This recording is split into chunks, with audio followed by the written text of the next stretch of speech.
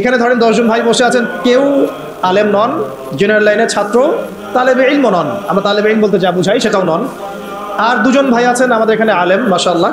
নামাজের আজান দেওয়া হলো, একামত এবং ইমামতি হবে। তো একামত, আজান এবং ইমামতি এই তিনটা কাজ কি আমি ওই 10 জন ব্যক্তিকে দিব না ওই 3 জন ব্যক্তিকে দিব?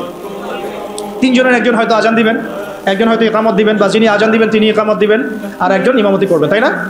তাহলে আমি মসজিদের মধ্যে ইমামতির দায়িত্ব কেন জেনারেল ভাইকে দিলাম না, কেন ওই ভাইকে দিলাম না? কারণ আমি জানি তার তেলাওয়াতে ভুল হতে পারে, তার কেরাতে ভুল হতে পারে, কেরাতে এমন ভুল হতে পারে যে অর্থ পার্থক্য হয়ে যাচ্ছে, অর্থ বিকৃত হয়ে যাচ্ছে, হতে পারে। তো স্বাভাবিক, এটাই হবে হয়তো বা, ইল্লা মাশাআল্লাহ।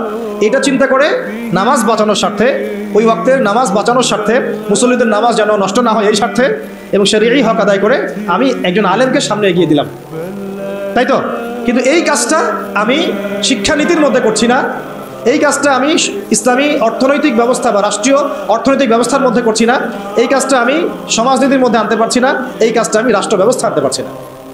যেই কিছু অযোগ্য মানুষকে আমি ইমামতির দায়িত্ব দিলাম না, তাদের চাইতেও 1000 গুণ অযোগ্য মানুষকে আমি রাষ্ট্রের দায়িত্ব দিয়ে বসে আছি। এটা আফসোস না? এটা আফসোসের বিষয় না? মনে করেন আমি এখানে বসে আছি এবং আমাদের ওস্তাদরা এখানে বসে আছেন, আমি তো নিজেই কখন ইমামতি করতে যাব না। কেন যাব না? এখানে আরো যোগ্য মানুষ আছেন, তাই তো?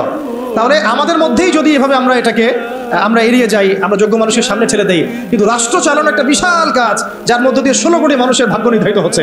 মানে ভাগ্য বলতে বোঝাচ্ছি ভালো মন্দ, জুলুম, ইনসাফ, এই বিষয়গুলো নির্ধারিত হচ্ছে না রাষ্ট্র ব্যবস্থার মধ্য দিয়ে। তো এই দায়িত্বটা আমি আবার কিছু অযোগ্য মানুষের হাতে দিয়ে নিশ্চিন্তে বাসায় গিয়ে ঘুমাচ্ছি। এটা তো আমাদের একটা অদূরদর্শিতা না? এই জন্য আমাদের সবাইকে একটা পলিটিক্যাল ভিশন এখন রাখতে হবে। আগে যা হয়েছে হয়েছে, যখন যেটা বুঝি নাই, এখন মসজিদ, মাদ্রাসা, মক্তব যেভাবে আমরা চালাই সাফল্যের সাথে, সেইভাবে আমরা সমাজ চালাবো ইনশাআল্লাহ, সেইভাবে আমরা ইনশাআল্লাহ অর্থনীতিও চালাবো ইনশাআল্লাহ, আজ হোক আর কাল হোক রাষ্ট্র চালাবো ইনশাআল্লাহ। এবং আমরা আমাদের তরুণ ভাইদেরকে সাথে নিব, প্রতিভাবান ভাইদেরকে সাথে নিব, তুল্লাবদেরকে সাথে নিব, যারা সাহসী তাদেরকে সাথে নিব। আমাদের মধ্যে যারা অমুসলিম কিন্তু আবু তালেবের মতো আমাদের কাছে ওই ভূমিকা রাখবে, প্রয়োজনে সেই মানুষদেরকে আমরা স্পেস দিব ইনশাআল্লাহ। আবু তালেব আমাদেরকে সাহায্য করেন নাই মক্কায়? করেছেন কিনা? তো যদি অমুসলিমও হয় কিন্তু আবু তালেবের মতো হয়, কোনো সমস্যা নাই। কিন্তু অমুসলিম হয় যদি আবু জেহেলের মতো হয়, সমস্যা আছে। কথা বুঝতে পারছি? তাহলে ইসলামী রাষ্ট্র ব্যবস্থা নতুন কোনো কনসেপ্ট নয়, বরং এটা একটা প্রাচীন কনসেপ্ট। সভ্যতা শুরুই হয়েছে একজন খলিফা দ্বারা, সুবহানাল্লাহ। আর এই মানব সভ্যতার শেষও হবে একজন ইমামুন আদিল খলিফার হাতে। তিনি কে? ইমামুল মাহদি এবং ঈসা আলাইহিস সালাম। তাহলে সভ্যতা শুরু হলো ইসলাম দিয়ে, সভ্যতা শুরু হলো খিলাফা দিয়ে, সভ্যতা শুরু হলো শরিয়া আইন দিয়ে, আর শেষও হচ্ছে একজন ইমামের হাতে, একজন নবীর হাতে এবং ইসলামী খেলাফতের হাতে, তাই না? আপনারা তো জানেন, এটা তো আমি নতুন করে আর বলার দরকার নাই যে শেষ জামানা ঈসা আলাইহিস সালাম আসবেন। জানেন না এগুলো? তিনি 40 বছর বিশ্ব শাসন করবেন। তিনি কি বিশ্ব শাসন করতে গিয়ে জাতিসংঘের কাছে গিয়ে বলবেন আমাকে ফিলিস্তিনের রাষ্ট্র ব্যবস্থার অনুমোদন দেন, ছাড়পত্র দেন? ওই জাতিসংঘ যদি তাকে বাধা দিতে আসে, পুরো জাতিসংঘের সাথে উনি জিহাদ ঘোষণা করবেন। তিনি কি IMF এর কাছে গিয়ে বলবেন আমাকে ডলার দেন, লোন দেন? আপনাদের কি মনে হয়? তো এই বিষয়গুলো সামনে আসছে। বিশ্ব ব্যবস্থার গন্তব্য হচ্ছে ইসলামী খেলাফা। এই বিশ্বের গন্তব্য কি? আস্তে আস্তে আবারও ইসলামী খেলাফার দিকে আসবে, নবুয়তের আদলে খেলাফা আসবে, আবার নবুয়তের আদলে খেলাফা আসবে ইনশাআল্লাহ। এখন আমরা জানলাম যে খেলাফা দিয়েই শুরু হয়েছে, খেলাফা দিয়েই শেষ হবে। তাহলে ভাই আমরা মাঝখানে কি করতেছি? আমরা মাঝখানে আসলে কি করতেছে? তাও আমাদের এই পলিটিশিয়ানদেরকে কে বুঝাবে? বলে, কার এই ক্ষমতা আছে তাদেরকে বুঝায়? কিছু বিষয় আছে, কিছু মানুষ বুঝতে চায়, আর কিছু মানুষ তো বোঝার কোশিশও করে না। কিছু আছে অবুঝ, যাদেরকে বুঝানো যায়, আর কিছু না বুঝ, যতই বুঝান বুঝবে না। এটা কি বলা হয়? না বুঝ, কখনোই বুঝবে না।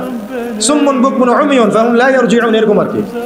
এর কথা হচ্ছে দাওয়াত তো দিতে হবে আমাদেরকে, বুঝুক আর না বুঝুক আমরা কি করবো? দাওয়াত দিব। নবী সাল্লাল্লাহু আলাইহি ওয়াসাল্লাম আবু জাহেল, আবু লাহাবদেরকে দাওয়াত দিয়েছেন না? উতবা সাইবাদেরকে দাওয়াত দিয়েছেন না? তারা কেউ মেনেছে, কেউ মানে নাই। ওমর রাদিয়াল্লাহু আনহু দাওয়াত কবুল করেছেন, হামজা রাদিয়াল্লাহু আনহু দাওয়াত কবুল করেছেন, খালিদ বিন ওয়ালিদ দাওয়াত কবুল করেছেন।